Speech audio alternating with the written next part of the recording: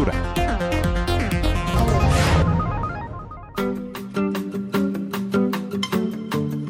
Tiempo de entrevista en Radio Nacional. Casi 16 minutos pasan de la 1 de la tarde. Toma el relevo ahora mi compañero José Antonio Lagar. Hola, saludos. La noticia hoy está en Cuacos de Yuste, donde el Foro Europeo de la Discapacidad ha recibido de manos del rey Felipe VI el premio Carlos V que otorga la Fundación Academia Europea e Iberoamericana de Yuste, en una ceremonia en la que curiosamente no ha podido estar nuestra invitada de esta tarde.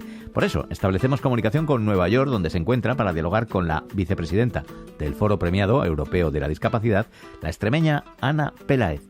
Ana nació en Zafra, es licenciada en Ciencias de la Educación y en Psicología por la Universidad de Sevilla, tiene un máster en posgrado en Necesidades Especiales de las Personas con Discapacidad, es además vicepresidenta ejecutiva de la Fundación CERMI Mujeres y alta comisionada para la solidaridad y la cooperación internacional del Grupo Social 11.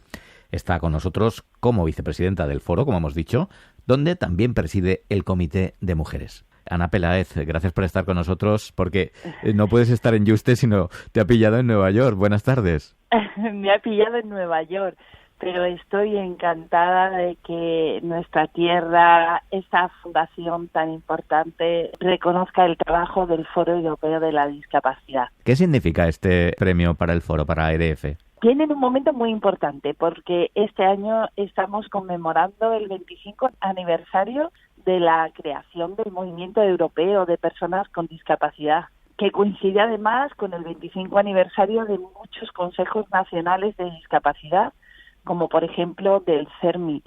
Que nos lo entreguen este año significa que este esfuerzo colectivo hecho durante todo este tiempo ha servido para algo, que realmente está trabajando porque Europa sea una Europa mucho más inclusiva y más para todas las personas, y que ese esfuerzo colectivo se reconoce. Pues estamos en comunicación con Nueva York, con la vicepresidenta del Foro Europeo de la Discapacidad, que, como les decíamos, hoy recibe el premio Carlos V. Se trata, el Foro Europeo de la Discapacidad, de una ONG que trabaja desde hace 25 años en la defensa de los intereses de unos 100 millones de europeos con discapacidad. Bueno, se han conseguido hitos importantes. Yo no sé si todavía quedan muchos retos por conseguir desde el Foro Europeo, Ana. El hito más importante que hemos logrado colectivamente ha sido el que la Unión Europea ratificara la Convención sobre los Derechos de las Personas con Discapacidad de Naciones Unidas. Un hito porque realmente ha sido la primera vez que una organización regional se compromete con un tratado de derechos humanos de Naciones Unidas, y que además este tratado marca el estándar de lo que tiene que ser la política pública, la legislación europea en la Unión Europea y por tanto también después en sus Estados miembros. Queda muchísimo por hacer. Esto es así, y aunque esta convención tiene que ser obligatoriamente cumplida por la Unión Europea y por sus Estados miembros, en el fondo vemos que todavía falta mucho. Simplemente el derecho al voto. El derecho al voto para las personas con discapacidad sin ningún tipo de limitación y de exclusión es una asignatura pendiente en la inmensa mayoría de la Unión Europea. Y esto tiene también que ver mucho, por ejemplo, con las próximas elecciones al Parlamento Europeo, en donde quedan todavía que eliminar muchas barreras, no solamente por el hecho de que este derecho al sufragio, valga la redundancia, el derecho al voto, se le tiene que garantizar a cualquier ciudadano europeo, tenga la discapacidad que tenga, sino que también los propios colegios electorales, la fórmula de votación o el hecho de que candidatos con discapacidad puedan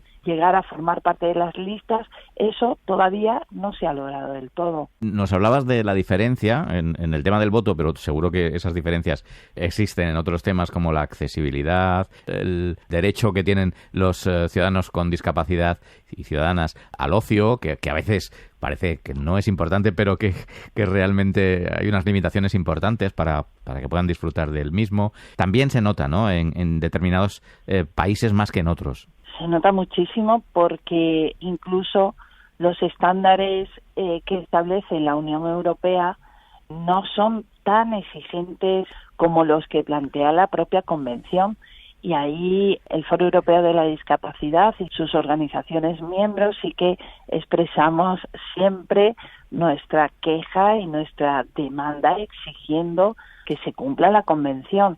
Hoy por hoy, por ejemplo, en materia de accesibilidad, existe una legislación en la Acta Europea de Accesibilidad que, pese a que se basa en la Convención, por ejemplo, es excesivamente permisiva pues con servicios, con productos que en este momento no son accesibles, simplemente por el hecho de considerarlos que suponen una carga desproporcionada para los estados. Esto no tiene ningún sentido y no es coherente ni está en línea con el artículo 9 de la Convención sobre los Derechos de las Personas con Discapacidad. Cuando hablamos del ocio o cuando hablamos, por ejemplo, de que las personas con discapacidad tenemos derecho a desplazarnos en igualdad de condiciones por la Unión Europea, esto no está realmente reconocido. No es posible una persona, por ejemplo, que requiera una asistencia personal para el apoyo a su vida autónoma en otro país de la Unión Europea, cuando va de uno a otro, esto realmente no se reconoce. Y no se reconoce porque la propia certificación y reconocimiento oficial de la discapacidad de un país no aplica en el otro país, aunque sea de la Unión Europea. Hay una falta de reconocimiento de esa certificación de la discapacidad y esto es una barrera muy importante que impide, por ejemplo, o que limita el movimiento de las personas con discapacidad o el movimiento de las familias que tienen personas con discapacidad. Una familia, por ejemplo, con un hijo, con una hija con discapacidad que quiera, por ejemplo, trasladarse a vivir en Bélgica o a vivir en Alemania o a vivir en el país que sea, no tiene garantizado que su hijo o su hija va a tener y recibir los apoyos que requiera en su centro educativo, por ejemplo.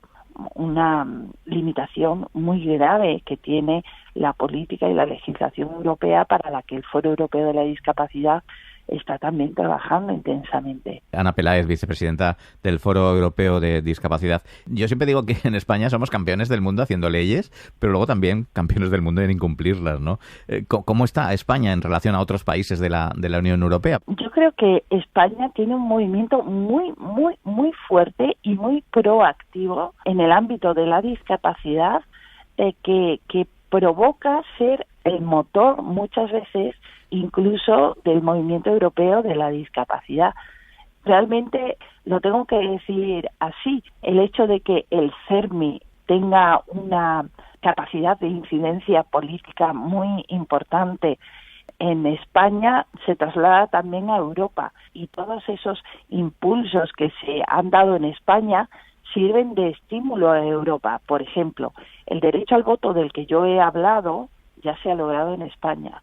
Por ejemplo, el tema de la esterilización no consentida de personas con discapacidad incapacitadas legalmente, que afecta mayoritariamente a las mujeres y a las niñas, en España ya se ha conseguido modificar el Código Penal y, sin embargo, es una práctica habitual y considerada posible en la legislación de todos los países de la Unión Europea, a excepción de Suecia y de nuestro país. Realmente impulsamos desde aquí pues toda esa transformación que necesita la política europea y la legislación europea.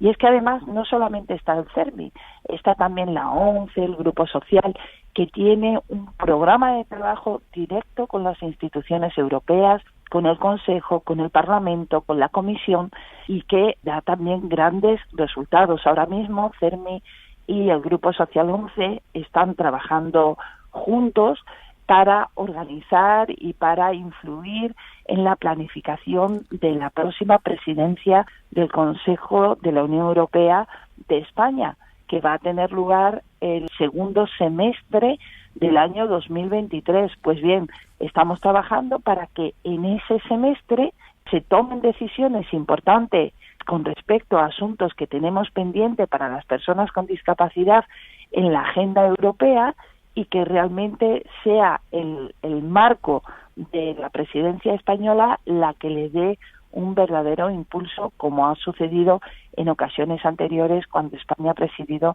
también la Unión Europea. Pues un auténtico placer que hoy nuestra invitada, con motivo de este premio Carlos V que ha recaído en el Foro Europeo de la Discapacidad en Yuste, en Extremadura, pues haya sido Ana Peláez, la vicepresidenta de este Foro Europeo. Muchísimas gracias y mucha suerte en esas luchas que todavía quedan por desarrollar, cumplimiento de los derechos de las personas con discapacidad. Muchísimas gracias a vosotros, José Antonio, como extremeña que soy también. Me emociona particularmente esta entrevista y este premio al Foro Europeo de la Discapacidad que se da hoy en Yuste.